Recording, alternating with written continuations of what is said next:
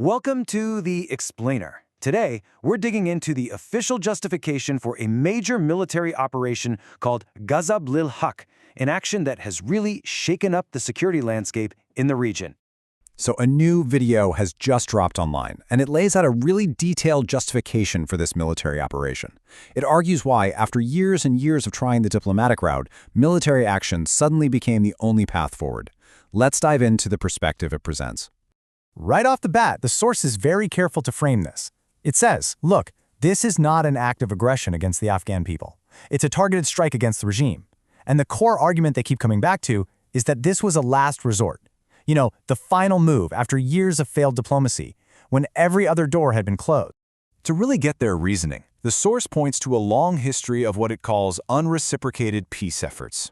It paints a picture of one side consistently trying to make peace, only for it to be ignored or, even worse, misused.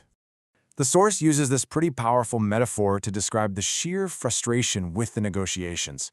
It argues that its significant efforts were met with almost nothing in return. It's like a vast ocean offering only a single drop of water to someone dying of thirst. And they really emphasize this wasn't some sudden breakdown.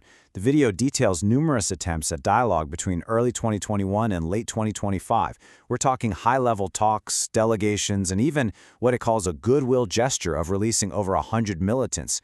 Now, a really key part of the argument is how ceasefires were handled.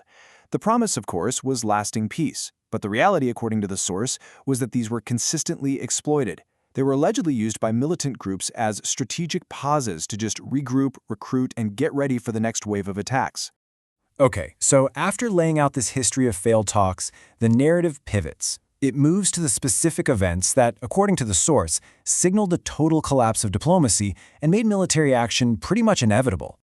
This is where we get to the breaking point. The source argues that patience just finally ran out in 2025, a year it says was defined by a completely unprecedented wave of cross-border violence. And to back this up, they present some stark figures. Get this. Nearly 5,400 separate terror incidents in 2025 alone, all allegedly planned and launched from Afghan soil. The human cost of these alleged attacks is also a huge part of the justification. The source claims that these incidents resulted in the deaths of over 1,200 Pakistani law enforcement and security personnel, all within that same one-year period. And finally, the video points to 27 separate suicide attacks, and it makes a very specific claim that the evidence and identification of the attackers revealed that the majority of them were Afghan nationals, directly linking the violence to the other side of the border. Now, the source doesn't just focus on the physical conflict. It also describes this parallel battle that was going on, a war of information, which it calls a campaign of deliberate disinformation designed to mislead and assign false blame. This table lays out a few clear examples from their perspective. For instance, a story about a downed Pakistani jet that they claim was run by international media and then later retracted. It also rebuts news of an official delegation by saying, no, that was just a non-governmental religious group. And it counters the accusation that Pakistan started a huge fire at the Torkham border crossing by citing local traders who allegedly saw militants starting it themselves. So, what was the result of all this?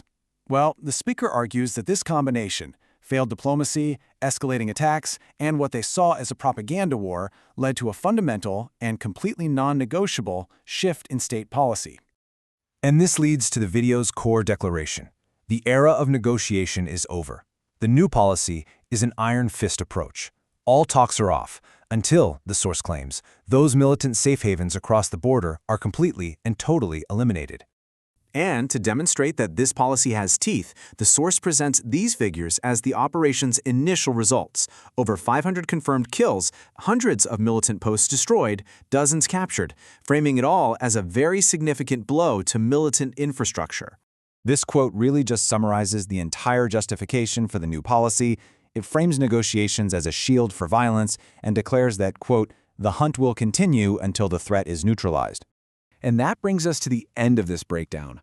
The source presents this operation not as simple retaliation, but as a strategic correction. And this leaves us all with a pretty critical question. What is this new, hardline approach going to mean for the future of the entire region?